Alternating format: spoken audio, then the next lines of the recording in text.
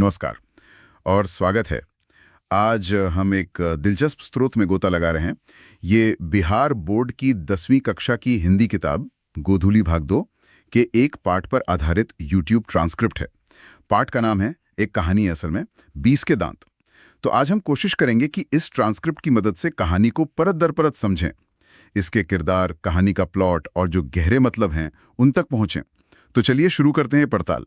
बिल्कुल, और जैसा स्रोत में भी इशारा है, ये कहानी सिर्फ एक स्कूल का पाठ भर नहीं है। इसमें समाज के कई पहलू दिखते हैं, जैसे वर्ग भेद, बच्चों की परवरिश के जो अलग अलग तरीके होते हैं, अहम, ये सब चीजें हम देखेंगे कि कैसे लेखक नलिन विलोचन शर्मा जी ने इन सब विचारों को कहानी में बुना है। स्रोत इस पर काफी रोशनी डालता है। हाँ, तो फिर लेखक से शुरू करते हैं। ट्रांसक्रिप्ट बताता है कि नलिन विलोचन शर्मा जी इस कहानी के रचनाकार हैं और उनका जन्म 18 फरवरी 1916 को पटना में बदरघाट में हुआ था।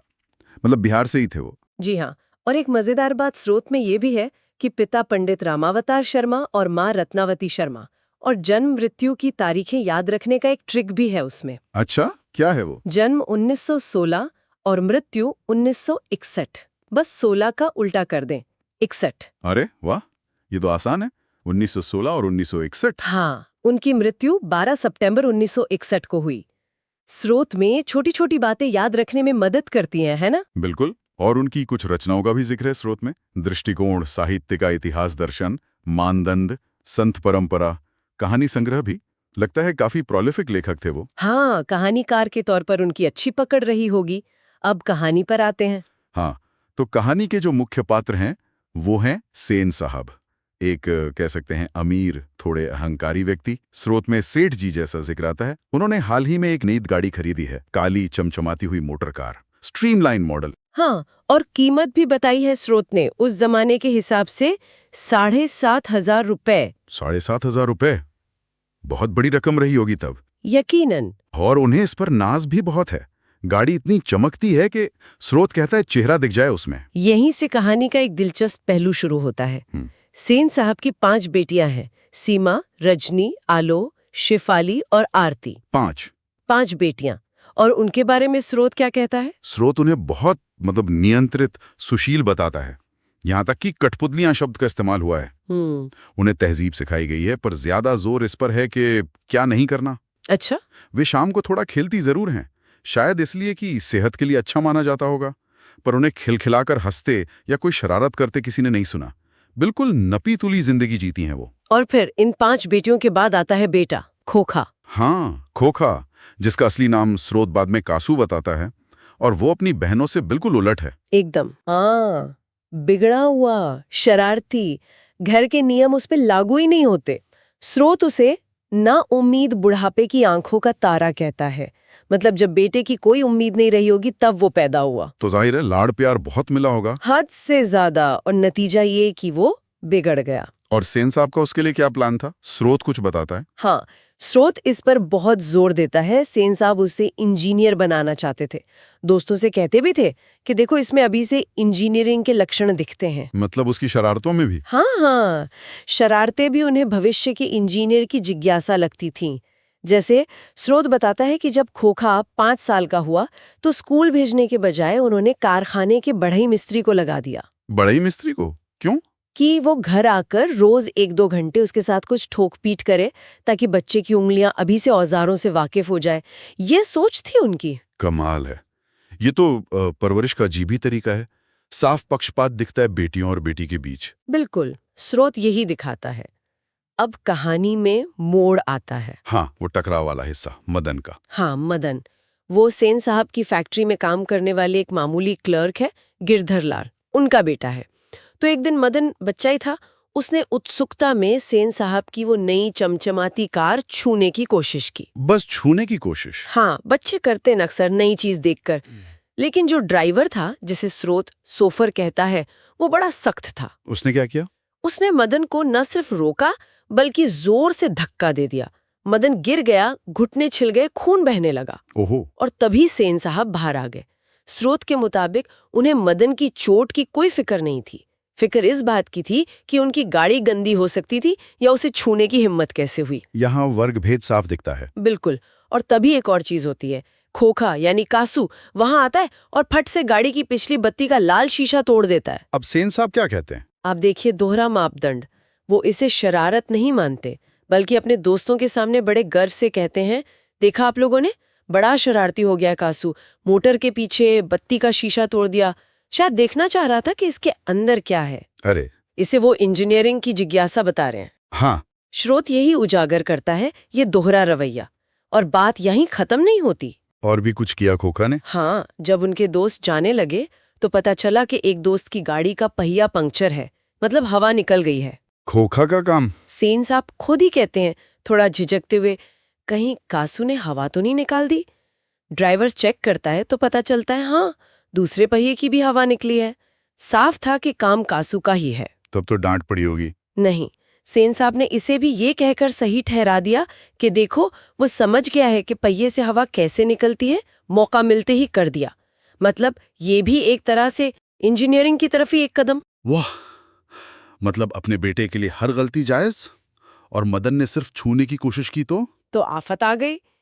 इसके बाद सेन साहब मदन के पिता गिरधर लाल को बुलवाते हैं। हाँ, वो सीन स्रोत कैसे बताता है उसे? स्रोत बताता है कि गिरधर लाल उनके ऑफिस में ऐसे खड़ा था जैसे कोई मुजरिम जज के सामने हो, सिर झुकाए, और सेन साहब बिल्कुल ठंडी आवाज में उसे चेतावनी देते हैं। क्या कहते हैं? कहते हैं कि तुम्हारा बेटा मदन बहुत शोख हो गया है, गाड़ी गंदी कर रहा था, ड्राइवर को मारने दौड़ा, हमारे सामने जबान लड़ा रहा था। और फिर कहते हैं, स्रोत के शब्दों में, ऐसे ही लड़के आगे चल करके गुंडे, चोर और डाकू बनते हैं। बाप रे, इतनी बड़ी बात! हाँ, और हुक्म देते हैं कि अपने बेटे को संभालो। मतलब पूरी तरह से अपनी पावर का इस्तेमाल करके एक गरीब कर्मचारी को धमका रहे हैं। और गिरधर बेचारा, स्रोत कहता है, बस जी जी करता रह जाता है। बहुत दुखद है ये। इसके बाद कहानी क्लाइमैक्स पर पहुंचती है। हाँ, अगले दिन शाम को खोखा अपने बंगले से निकलकर पास वाली गली में जाता है। वहां क्या देखता है? दिखता है कि मदन अपने कुछ गली के दोस्तों के साथ, जिन्हें श्रोत आवारा दर्द कहता है, धूल में लट्टू नचा रहा है। तो खोखा का भी मन करता है खेलने का।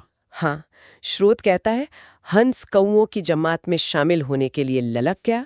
पर उसका अंदाज वही अमीरी वाला, रौब से मदन से कहता है, लट्टू दे, मैं भी खेलूंगा। लेकिन मदन, वो तो पहले ही अपमानित हो चुका था। बिल्कुल, और शायद उसके पिता को भी डांट पड़ी थी उसी वजह से। तो इस बार वो दबा नहीं, उसने साफ कह दिया स्रोत के मुताबिक, अबे भाग जा यहां से, बड़ा आया लट्टू खेलने वाला, है भी लट्टू तेरे पास, जा अपने बाप की मोटर पर बैठ। ओहो, ये तो सीधी टक्कर हो गई। हाँ, ये उस दबे हुए गुस्से का निकलना था। खोखा ये बर्दाश्त नहीं कर पाया। वो तो घर में नौकरों पर, बहनों पर भी हाथ उठा देता था। उसने मदन को जोर से घूंसा मार दिया। फिर क्या हुआ? लड़ाई हुई? जबरदस्त लड़ाई।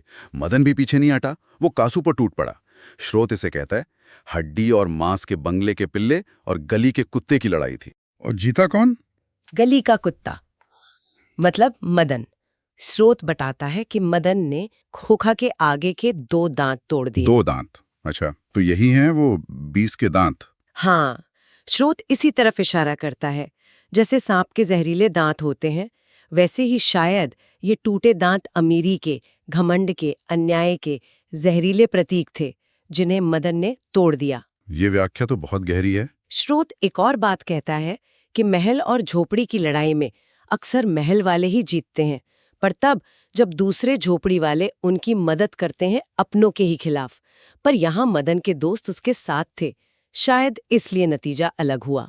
लड़ाई के बाद मदन का क्या हुआ? घर गया वो? नहीं, डर गया जाहिर है। उसे पता था आज तो बहुत पिटाई होगी, पहले से भी ज्यादा। और स्रोत बताता है कि उसे बाद में पता चला कि उसके पिता को नौकरी से भी निकाल दिया गया है। ओहो, तब तो और डर गया होगा। हाँ, रात देर तक घर नहीं लौटा, गलियों में भटकता रहा। फिर भूख लगी तो रात को चुपके से घर में घुसा। क्या सोचकर? स्रोत उसके मन की बात बताता है। पहले रसोई में गया, पेट भर के खाना खाया, शायद सोचा मार खाने से पहले ताकत तो आ जाए। फिर दरवाजे के पास कान लगाकर सुनने लगा कि अंदर क्या बात हो रही है। उसे क्या सुनाई दिया? उसे हैरानी हुई कि पिता की डांटने की आवाज नहीं आ रही। माँ बाप आपस में बात कर रहे थे। पिता बता रहे थे कि सेन साहब ने नौकरी से निकाल दिया है, मकान खाली करने को कहा है। मदन समझ गया कि नौकरी चली गई, अब तो और भी बुरी तरह पिटेगा। फिर वो दबे पांव सोने के लिए चारपाई की तरफ बढ़ा, पर अंधेरे में पैर लोटे से टकरा गया। आवाज हो गई। पकड़ा गया मतलब? हाँ, आवाज सुनकर गिरधरलाल लालटेन लेकर बाहर निकले। माँ भी पीछे आई। मदन घबरा गया। स्रोत कहता है वो मार खाने को तैयार होकर खड़ा हो गया, छाती को हाथों से भींचकर। और फिर पिता ने मारा? यही कहानी का सबसे बड़ा मोड़ है। गिरधरलाल मदन की तरफ बढ़े। मदन ने डर के मारे दांत भींच लिए, पर गिरधर पास आकर रुक गए। स्रोत कहता है उनके चेहरे से गुस्सा गायब हो गया। उन्होंने झुककर मदन को गोद में उठा लिया। गोद में उठा लिया? हाँ। मदन खुद हैरान था। उसे याद भी नहीं था पिता ने आखिरी बार कब ऐसे प्यार से उठाया था। और फिर गिरधरलाल ने जो कहा वो कमाल था। क्या कहा उन्होंने? नौकरी जाने का दुख था, पर आवाज में एक अजीब सी खुशी, गर्व था। स्रोत उनके शब्द बताता है, शाबाश बेटा, आज तेरा बाप है। अरे वाह बेटा, एक तेरा बाप है और एक तू है बेटा, कि खोखा के दो दो दांत तोड़ डाले। हा। और उन्होंने मदन को सीने से लगा लिया। ये तो सचमुच हैरान करने वाला है। मतलब नौकरी जाने का गम भूल गए वो? ऐसा लगता है। स्रोत शायद यही दिखाना चाहता है कि बेटे के इस काम से जो संतुष्टि मिली, जो एक तरह की मनोवैज्ञानिक जीत महसूस हुई, वो नौकरी जाने के दुख से कहीं बड़ी थी। शायद सालों का दबा हुआ अपमान बाहर आ गया। ये उस व्यवस्था के खिलाफ एक जीत का जश्न था। हाँ, ये एक शक्तिशाली अंत है। तो जैसा स्रोत से समझ आता है, 20 के दांत सिर्फ बच्चों के झगड़े की कहानी नहीं है। ये तो समाज के अंदर जो वर्ग भेद है, परवरिश के जो अलग अलग पक्षपाती तरीके हैं, अमीरी का जो नशा है और जो दबे हुए लोग हैं उनके अंदर का जो गुस्सा और विद्रोह है, उन सब की कहानी है। बिल्कुल। सेन साहब का अपने बेटे के लिए अंधा प्यार और अपने कर्मचारी के प्रति वो तिरस्कार, ये समाज की कड़वी सच्चाइयों को दिखाता है। और गिरधर लाल का आखिर में अपने बेटे पर वो गर्व जताना सोचने पे मजबूर करता है। क्या ये सिर्फ एक पिता का अपने बेटे के लिए खड़ा होना था, या उस पूरी व्यवस्था के खिलाफ एक जीत थी जिसने उसे हमेशा दबाया था? ये सवाल कहानी छोड़ जाती है। वो एक क्षण की ही सही, पर आत्मसम्मान की जीत थी गिरधर के लिए। एक और बात सोचने वाली है। सेन साहब की बेटियां, जिन्हें स्रोत कठपुतलियां कहता है, शांत, चुपचाप, क्या उनका वो मौन रहना भी एक तरह का प्रतिरोध था, या वो उस व्यवस्था की और भी गहरी शिकार थीं जिसने खोखा को इतना ऊपर रखा और उन्हें बिल्कुल पीछे? ये एक अच्छा सवाल है। कहानी इस पर हमें सोचने के लिए छोड़ देती है। उनका क्या हुआ होगा आगे? हाँ, तो ये था टारगेट बोर्ड के YouTube ट्रांसक्रिप्ट पर आधारित कहानी 20 के दांत का हमारा विश्लेषण। उम्मीद है ये चर्चा जानकारी भरी और दिलचस्प लगी होगी।